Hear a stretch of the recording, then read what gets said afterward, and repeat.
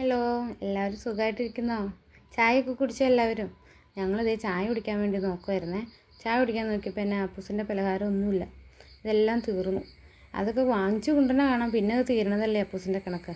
അപ്പോൾ ഞാൻ വിചാരിച്ചു, നമുക്ക് പണ്ട് അമ്മമാരൊക്കെ സ്കൂൾ വിട്ടൊക്കെ വരുമ്പോൾ ഉണ്ടാക്കി തന്ന പലഹാരമല്ലേ, അരി വറുത്ത പഞ്ചസാരയും തേങ്ങയൊക്കെ ഇട്ട് ചായയിലപ്പോൾ. അമ്മ കുറേ ഉണ്ടാക്കി തന്നിട്ടുണ്ട് പണ്ട് ഞങ്ങൾക്ക്. എന്നാൽ പിന്നെ അതങ്ങ് പരീക്ഷിച്ച് കളയാം. അപ്പൂസ് ഇത് കഴിച്ചിട്ടുമില്ല. നമുക്ക് അതൊന്നും ഉണ്ടാക്കി നോക്കിയാലോ എന്നാൽ. ചീനച്ചട്ടി അടപ്പത്ത് വെച്ചു. അതിനകത്തേക്ക് കുറച്ച് അരി ഇട്ടു. കുറച്ച് അരി ഞാൻ എടുത്തിട്ടുള്ളൂ കേട്ടോ. അരി ഇട്ടു, നല്ലോണം ഇളക്കണം. ഇതൊക്കെ എല്ലാവരും കഴിച്ചിട്ടുള്ളതാണ് പണ്ടൊക്കെ എല്ലാവരും. ഇപ്പോഴും ഉണ്ടാവും, ചിലവരൊക്കെ ഉണ്ടാക്കുന്നൊക്കെ ഉണ്ടാവും. എന്നാ ടേസ്റ്റല്ലേ, നമ്മൾ ബേക്കറിയിൽ നിന്ന് മേടിക്കുന്ന പലഹാരത്തിനേക്കാളൊക്കെ എത്രയോ ടേസ്റ്റാണ് ഇങ്ങനെയുള്ള സാധനങ്ങളൊക്കെ ഉണ്ടാക്കുമ്പോൾ. നമ്മുടെ പഴയ നൊസ്റ്റു അല്ലേ.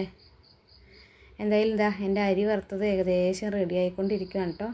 ഞാനിങ്ങനെ ഈ അരി വറുക്കണൊക്കെ കണ്ടിട്ട് അപ്പൂസിന് ഭയങ്കര അത്ഭുതമാണ്. ഇത് എന്നാ അമ്മയെന്നാണ് ചോദിക്കണേ അവൻ. അരി വറുക്കണോ, എന്നാ അമ്മേ, എന്നാ പലഹാരമെന്ന് കുറേ നേരമായി ചോദിക്കണം.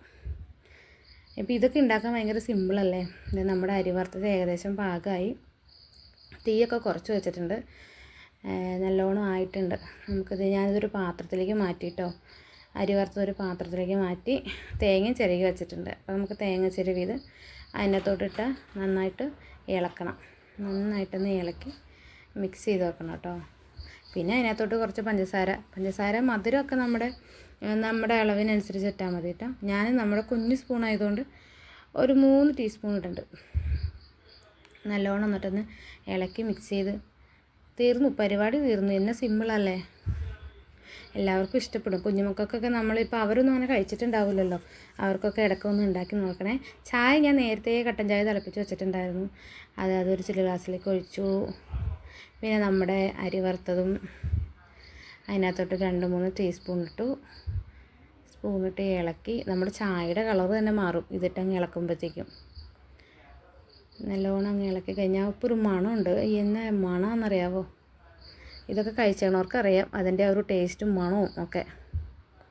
ഇതാണ്ട് നമ്മുടെ ചായയുടെ കളർ തന്നെ മാറി കണ്ടോ. തേങ്ങയൊക്കെ ചെന്നപ്പോഴത്തേന് ചായയുടെ കളർ തന്നെ മാറി. നമുക്ക് അപ്പൂസിന് കൊടുത്തു നോക്കാം.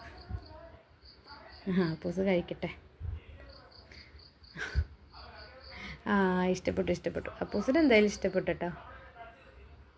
ഞാനും കഴിച്ചു നോക്കാം. അടിപൊളി. നമ്മളിത് ഇഷ്ടംപോലെ കഴിച്ചിട്ടുണ്ടല്ലോ.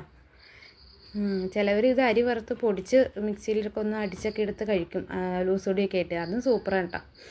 എന്തായാലും നിങ്ങളും ട്രൈ ചെയ്ത് നോക്കണം കേട്ടോ. പിള്ളേർക്കൊക്കെ ഉണ്ടാക്കി കൊടുക്കണം. എന്തായാലും ഇത്രയേ ഉള്ളൂ ഇന്നത്തെ വീഡിയോ. എല്ലാവർക്കും ഇഷ്ടപ്പെട്ടോ?